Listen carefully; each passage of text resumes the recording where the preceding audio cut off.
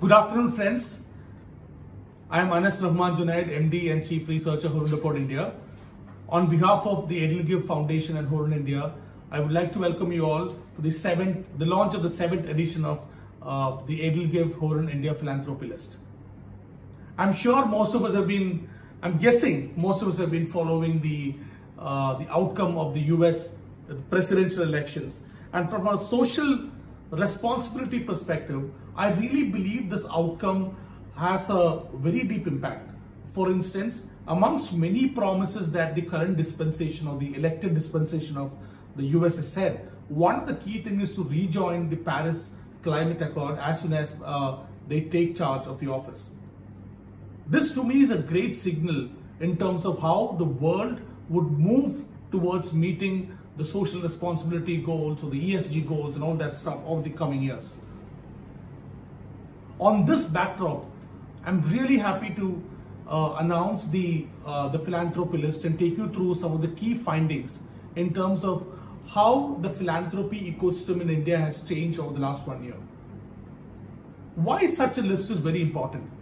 I mean, we've been doing the philanthropy list for the last so many years, and we believe it is in a country like India, where philanthropy is quite often kept as a secret. It's important that we recognize some of the impactful donations. How would that help? It helps in a small or the future generations to get active into philanthropy.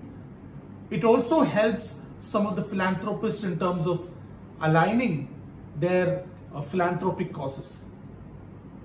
And more importantly, it also helps in starting a discussions on philanthropy. I'm sure when a list like this is launched, some of the philanthropists would come back and say, oh, this philanthropy is not good, this philanthropy is bad, and whatever. There could be discussions that could start from a list like this. So Hurun philanthropy list is an attempt at one, to show the responsible side of entrepreneurship or wealth creation.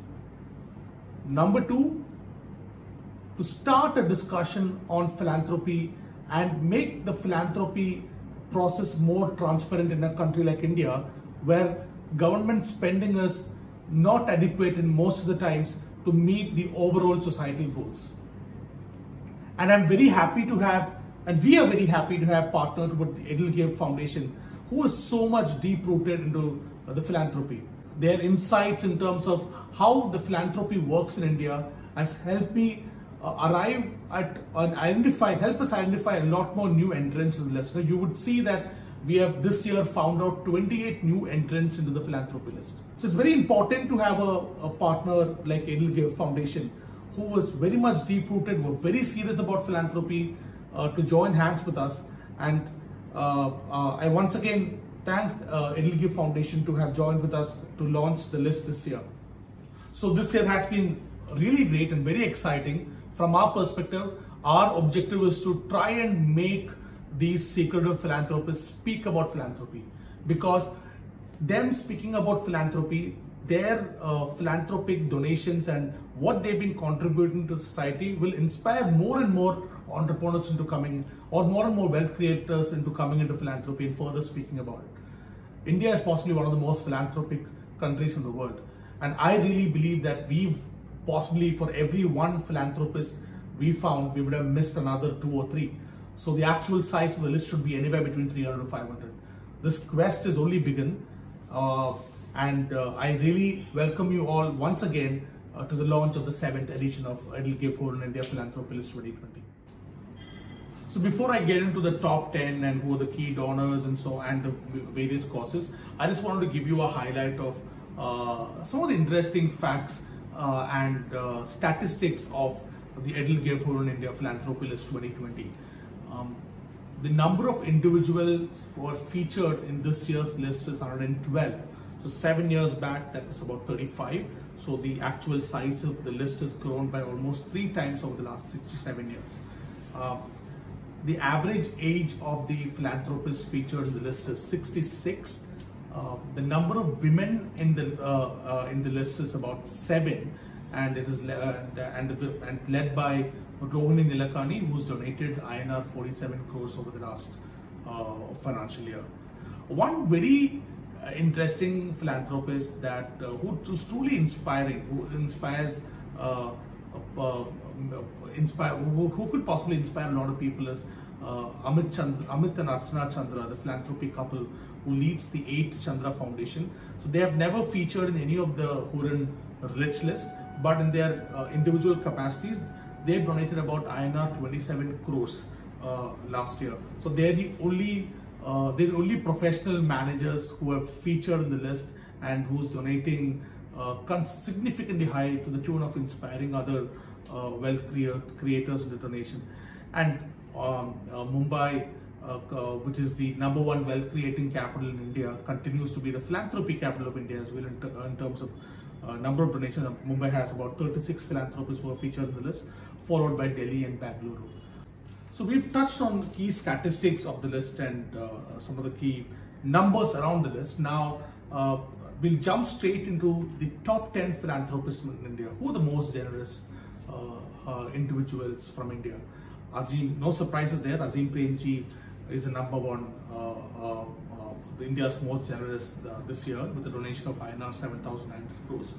He is committed almost 70% of his economic interest in Wipro towards philanthropy, but in terms of actual economic value generated for last year, it's about INR 7,900 crores.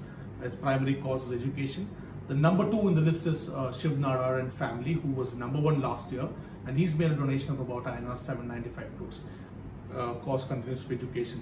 India's richest person, Mukesh Ambani, takes support, and he's donated about INR 458 crores. The primary cause being disaster relief, and that's the primary cause, and they've got other causes as well. A couple of things that I really want to highlight about this year's list is we have 2 new to top 10 here. The first one is Kumar Mangalam Birla, who's donated and family who's donated about INR 276 crores. Primary cause continues to be education, and he also happens to be at the age of 52. He also happens to be the youngest person in the top 10. So he's gained 8 sports to reach the top 10. He's entered the top 5 as well. Another group which has entered the top 10 in terms of top 10 philanthropists, Hinduja Brothers, who's gained again 8 sports and who occupies the 8th position in the list. So this is the top 10. It's there in the press release, but this is some of the interesting facts that I thought I would share with you from the top 10. So in this section, I will briefly touch upon the top 10 new additions to the Edelgive Hurun India Philanthropy List 2020. So you can see SD Shibalal is the #1 in the top 10 new additions category, who's donated about and his primary focus has been healthcare. But one interesting individual who I mentioned in my initial discussion is Amit and Archana Chandra of 8 Chandra Foundation, who's donated about INR 27 crores. And as I mentioned earlier, they're the only only group of philanthropists who's not featured in the Hurun Rich list and who's donated, who's found an entry in the Edelgive Hurun India Philanthropy list. So it's sort of a milestone. For the first time, we found a professional manager who is very serious about, serious about philanthropy, and who's found a place in the list. And even if you look at the top 10 new entrants, the primary cause is healthcare and not education. We'll speak about causes later. So this is the kind of top 10. Other notable names are Kochausi Chitlapalli of V-Guard, who's donated about INR 16 crores. Then we've got JC Chowdhury of Akash, who's donated INR 11 crores. These are the set of new entrants who are featured in the Edelgive Hurun India Philanthropy List 2020. So in this section, we're going to find out what are the most favored causes for this the philanthropists. What we've done here is we've looked at the individual donations of each of the philanthropists, and most of them have shared a split up of various causes that they have donated the amounts to. And so we've found out that education continues to be the #1, the primary cause for donations for most of the philanthropists featured in the list. And education has been the #1 cause over the last 6-7 years. And you can see in the chart here that the cumulative donations of towards education has gone up by almost 500%, and number of donors who have donated in part or full to education is around 90. Healthcare is also gaining a lot of traction. The cumulative donation towards healthcare as a cost has gone up by 111%, and around 84 people have donated towards healthcare. Next year we see a lot more donation going into healthcare because of COVID-19 in the next year's list. So this is the top 10 causes. How old are these philanthropists? So this section we're going to speak about sort of an age distribution of these donors. So you could see here we found out philanthropists from almost all the brackets from 30 to 80, 30 to 90. In fact, most of the donors are of between the age group of 60 to 80, which is about 74 philanthropists. The youngest is Binny Bansal, who's debuted this year's list. Again, primary course education, and we've found 7 individuals who are above the age of 80. Another interesting pointer that I would like to bring to all of your attention is how committed are the corporates in terms of allocating their CSR budget towards actual spend.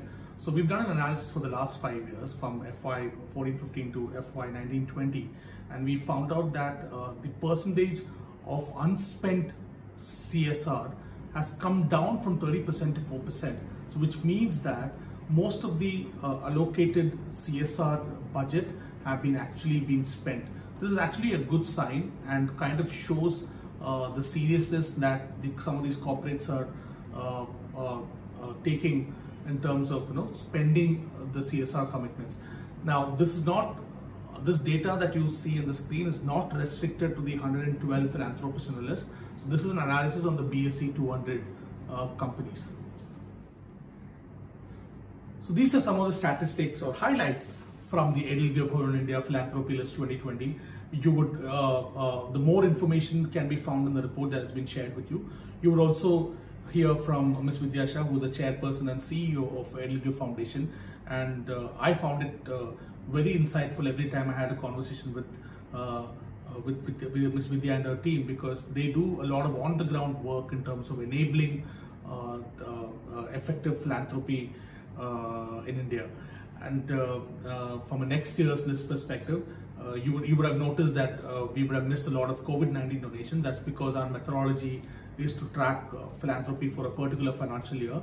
So most of the COVID-19 philanthropy has happened after the last the financial year. So you would see a lot more data around that the list next year. Before I conclude, I just want to tell you something, which is basically Napoleon once said, if you want to witness the success story of a person, you have to see the world that the person witnessed at his age when he was 20. So similarly, Indian philanthropy story has just begun. We are a young country, and we are tracking these details at a very young stage, and possibly in 5 to 10 years, we possibly would have seen the evolution of the philanthropy landscape in India through the Edelweiss Horan India Philanthropy List. Once again, thank you, dear friends, for joining us today. I wish you and family a very happy Diwali in advance, and wishing you all the safety during this difficult times of COVID. Thank you very much.